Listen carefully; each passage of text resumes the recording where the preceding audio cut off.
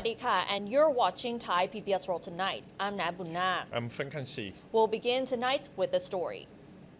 Thailand bids farewell to Her Majesty Queen Sirikit, the Queen Mother, who passed away 2 days ago at the age of 93. Her remains were moved in a cortege to the Grand Palace on Sunday afternoon. Tens of thousands of Thais gathered along the route from King Chulalongkorn Memorial Hospital to the Dusit Mahaprasad Throne Hall inside the Grand Palace to bid a final farewell to Her Majesty Queen Sirikit, the Queen Mother. The late Queen was conveyed in a silver van at the center of the royal cortege, led by her eldest son, His Majesty King Mahawachiralongkorn, together with Her Majesty Queen Suthida. Accompanying them were the king's children, Princess Siriwanwari and Prince Tipankon Rasamishod. The cortege traveled approximately 10 kilometers, departing from the hospital shortly after 4 p.m. and arriving at the Grand Palace at about 5:15 p.m. The cortege entered the Piman Rataya Pavilion before the royal remains are enshrined in the Dusit Mahaprasad Throne Hall, where all will be able to pay their respects.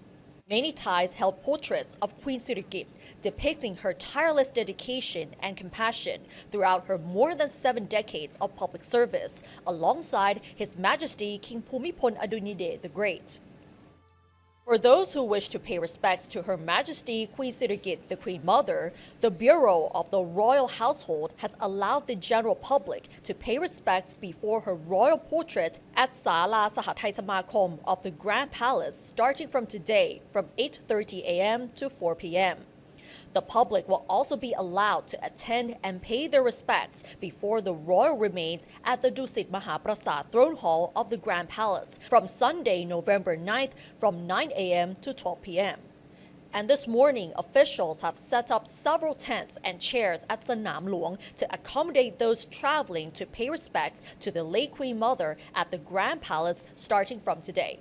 Well, yesterday I had a chance to witness the procession of the royal remains of the Queen Mother as well, and the atmosphere was very solemn. And there were many Thais who held portraits of Queen Sirikit as well, and some were seen crying while they actually witnessed the procession and the van carrying the royal remains. It was such a big loss for Thailand and Thai people there. And we understand that we also monitor what happened since the passing of the Queen Mother Sirikit there, that not just Thai people and also international communities show their respect to the Queen Mother there. And this is just very heartbreaking in a way for Thai people there. People really remember her grace, her cultural heritage to Thai people in the kingdom too. I think so. Yes, and many people consider her to be a mother figure. Like the late King Bhumibol Adulyadej the Great, many people see him as a father figure. So that day was considered a great loss for the entire nation.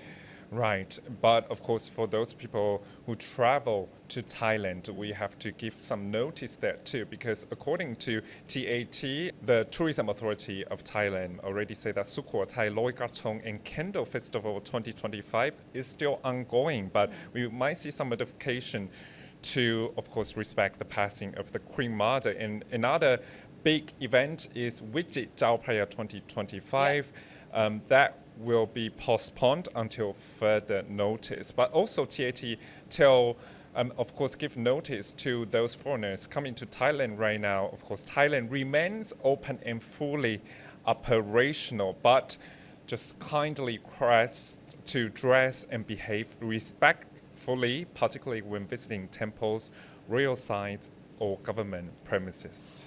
Well, the government did say, though, that some of the events might still be able to go on as normal, but like concerts, for example, events, for example, they may have to scale it down to go with the mood of the nation at the moment, as many people are in the national mourning period. So that means Like, for example, during the past weekend, we had a Blackpink concert. It has been toned down to a level where it's still okay.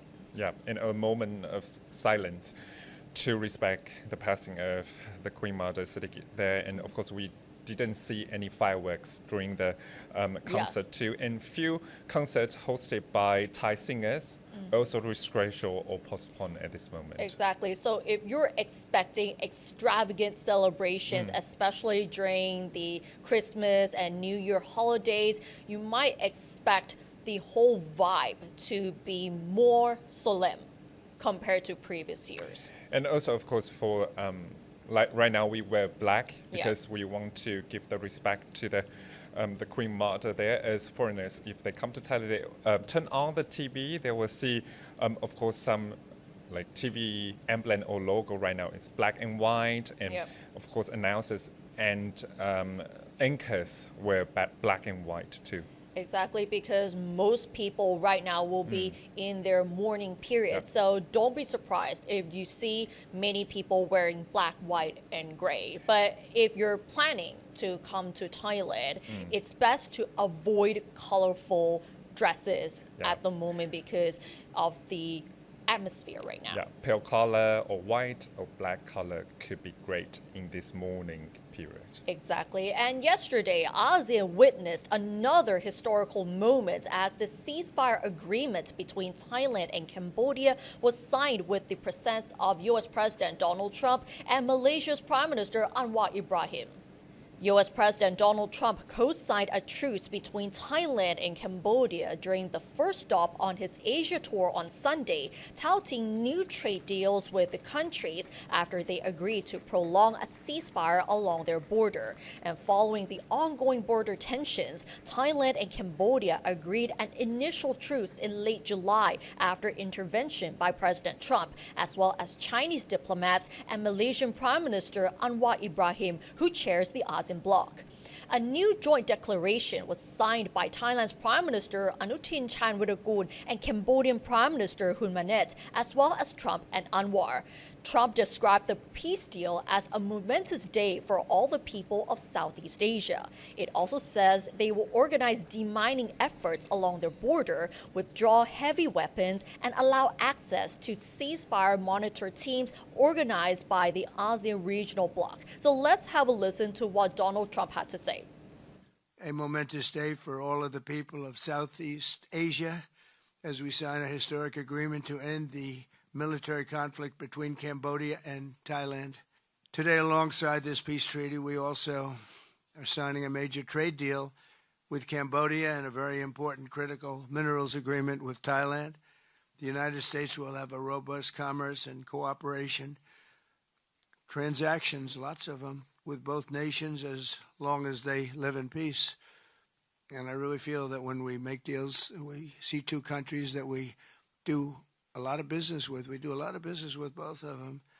We have to use that business to make sure they don't get into wars. But this is going to be a very long peace. Meanwhile, both Cambodia and Thailand have announced commitment to ease the border tensions, namely the withdrawal of heavy weapons, as well as the release of 18 Cambodian soldiers that Thailand has held in captivity for the past 3 months. As we speak, I think our two commanders are discussing on the possibility of start of withdrawal, partial withdrawal of the first phase of our heavy weapons as an indication of our willingness to show that the execution of the joint declarations. At the same time, I strongly hope for the prompt release of our 18 soldiers on humanitarian grounds. Thailand stands for peace. This declaration reflects our will to resolve differences peacefully, in full respect of sovereignty and territorial integrity.